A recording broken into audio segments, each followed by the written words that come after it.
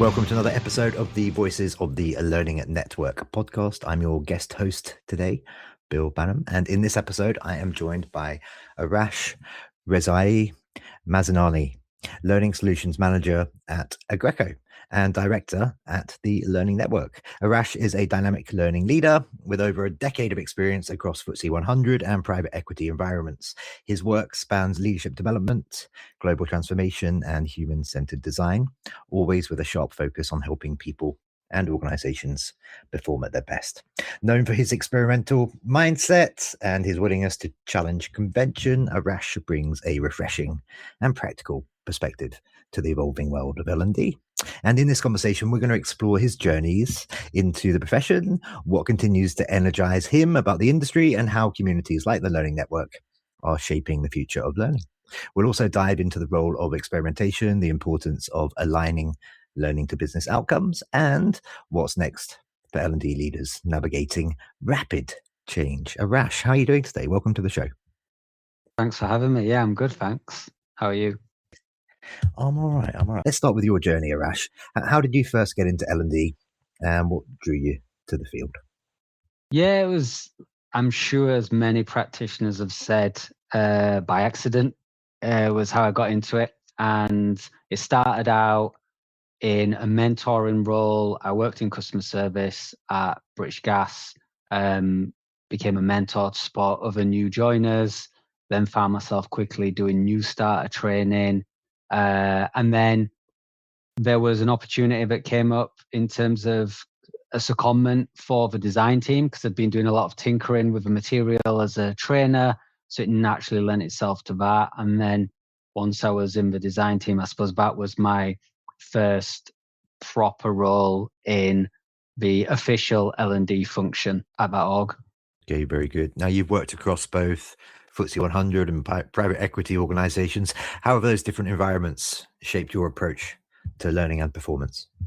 I would say that there's been a lot of similarities. I think a lot of it has differed as well between the organizations themselves and how they operated and how they set up.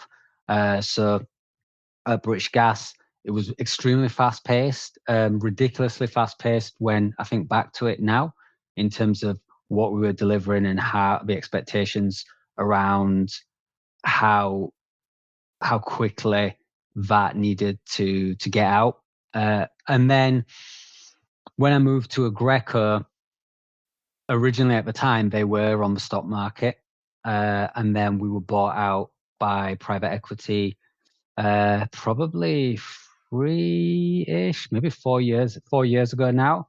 And I think what was actually refreshing from the shift to a private equity led organization was that focus on performance, and that allowed a conversation, or it gave us leverage as an L&D function or a design community within that L&D function to start having not start having those conversations, but the penny started dropping to some of our stakeholders because now performance was the language of our owners and our exec team, and our priorities were all about driving day-to-day performance. So that gave us a hook to go, oh, actually, we can now start having performance conversations as opposed to, oh, we need another training and request, and it being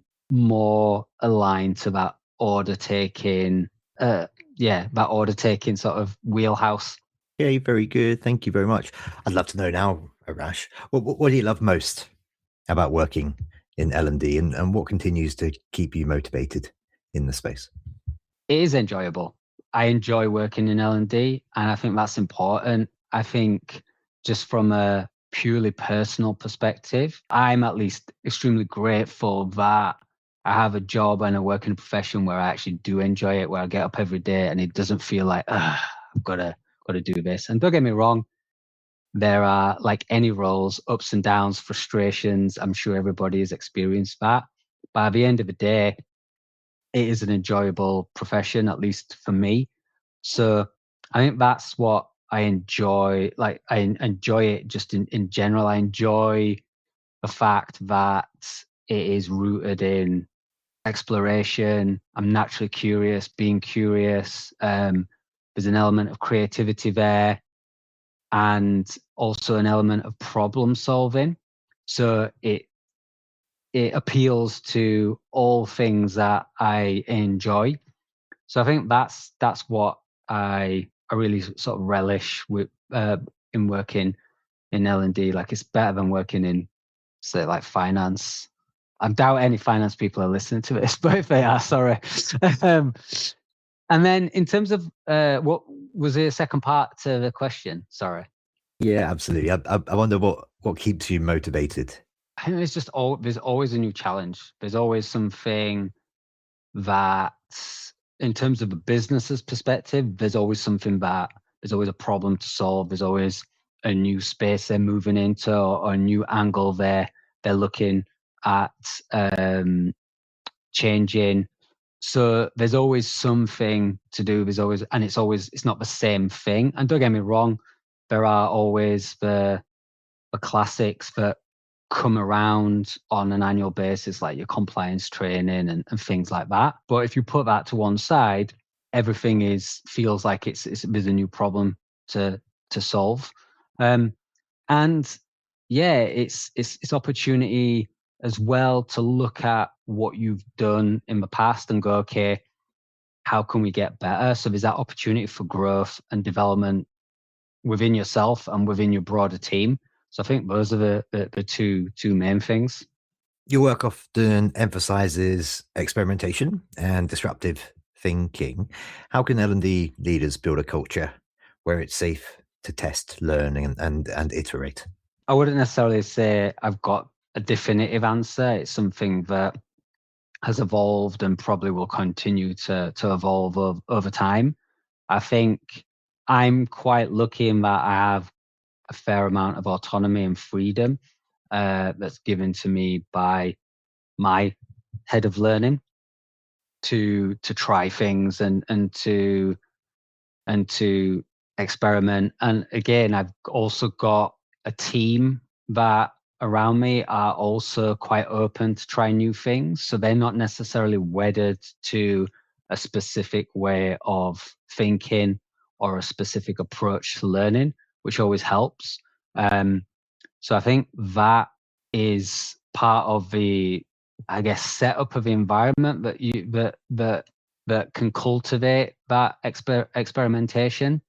And then I think the other thing is being willing to, I don't want to say fail, because I don't necessarily view it as failure, but just being willing to get it wrong. I think, look, we're in a time now where content has never been so fast and cheap. And the way that I see it is that it's almost as if, in a certain way, you're playing with house money. So in the past, to develop, if you'd mess something up, if you'd created a program or you'd create a course or gone down the avenue of doing something a little bit different, that maybe isn't a course or a program, and it didn't quite land. It didn't land in the way that stakeholders expected. It didn't land in the way that you expected. Then you might be in a bit of a pickle at that point. But I think we're in a time where you can create something so fast and quickly that if you try something and it doesn't work, you could quite quickly go, okay, well, what is the default? The default, I don't know, an e-learning course. Well, how quickly could we turn that around? Very quickly nowadays. So I think that should, in essence, mean that we have a safety net that we can fall back on, which then should encourage that experimentation. And the other thing is, as well, is to do some digging up front and do some research. So you're not just taking moonshots.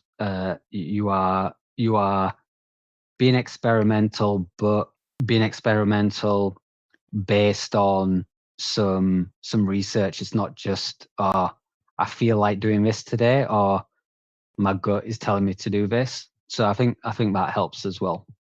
So, as I mentioned in the intro, you are actively involved with the Learning Network. You're one of the newer volunteer directors on the board. What inspired you to get involved, and what role do communities like the Learning Network play in advancing the profession? Being a member of the Learning Network since 2000 and maybe 17-ish, so almost 10 years now. And I originally signed up because I saw one of the directors, I think it was at the World of Learning at the time in Birmingham, and they'd mentioned to some of my colleagues the cost, and I thought that was really cheap, and also the fact that we have a mentoring program. And to me, I felt like the mentoring program by itself was worth more than the cost, and that was really why I signed up. And I think over the years, I've really benefited from a number of mentors that I've worked with. They've helped me sort of develop and grow as a learning professional. Um, and over the last maybe few years, I've known some of the directors and even previous mentors who've been directors themselves. Had Whenever seen them, had asked the question, "Oh, when is it your turn to be a director? When are you gonna consider being a director?" And I think the last time, the last time that someone had that conversation, I was like, you know what? Maybe it's time. Maybe I should give it a go. So it was really a process of just taking that time to feel like I was in a position to be, if you can ever be ready for it. I don't know if I would say if I was ready for it, but yeah, to go, you know what? I think I'm in a position where I could do a good job is and have the time. I think that was the most important thing. And again, it's an opportunity to give back as well. Obviously, I've been a member for a long time, so it's another way of actually contributing to the network with your time as opposed to just your membership fees. And you get up to a few things on the board, including being instrumental in the online and in-person events. Can you tell us a little bit about what you get up to with the Learning Network? Yeah, sure. So I say look after, not solely look after. So I'm part of a fantastic team of colleagues who also look after, about some mentoring, which isn't correct, marketing and events. So yeah, marketing is mainly like social media. So posting on LinkedIn, on our Learning Network page, which if you're not following, you definitely should follow. And then from an events perspective, I do a lot of hosting the webinars that we run with our industry partners, which are great. It's a good opportunity to meet new people, find out about some fantastic companies in the learning space who are doing fantastic things. And really, they come up with the ideas for the webinars, but we have a little bit of direction and give a little bit of feedback. So it's good to be able to work with those partners on webinars. And this year, I've just started to get involved in some of the in-person events, either just supporting, making sure I'm there on the day, being on the stands, and also I'm looking after we've got one of our mastery days, which will be at the end of this year, which is going to be on inclusion and culture in Manchester. So I'm looking after that and getting that organised. So yeah, it's exciting. Excellent. And the seminal event, the big event of the year, of course, for the Learning Network is Connect. It's a while away as we record this, but anything that folks can expect from this year's Connect that you're able to share with us now, Arash, or if not specifics, just generally for anybody who's not been to Connect, but they're thinking about going for the first time, why should they? Yeah, I don't think there's any necessarily specifics that I can share right now, but I think so. It was actually my first time at Connect last year. I'd never been as a member, and yeah, it's such a fantastic conference. I think so many people that go have it marked in my calendar and say it's their favorite event of the year. So it has a lot of good credibility and kudos within the profession. It feels a lot more intimate, a lot more sort of relaxed than some other bigger events and conferences throughout the year. But I always think it's got a great range of speakers as well, and it's just friendly. It's easy to connect with people, no pun intended, and have conversations, which I think a lot of people really enjoy and really value, is that connection with other individuals and having time and space to connect and have really great conversations. So there's plenty of opportunity to do that as well. Excellent. And just finally for today, Arash, how can listeners connect with you? Is that on LinkedIn? Do you want to share your email address? Are you super cool and all over TikTok and places? Tell us more. The main place is LinkedIn. I'm not on TikTok, unfortunately. So yeah, LinkedIn is the best place to reach out if you want to connect. I am Arash Rezai Mazanane on LinkedIn. You can find me on there. I post occasionally. Or you can also find me, if you're a member, in the Slack channel on the Learning Network Slack channel. So I post in there. But yeah, LinkedIn is my primary kind of professional social media, we'll say. Wonderful. Well, that just leaves me to say for this particular conversation, Arash, thanks very much for joining me on the pod. Thank you.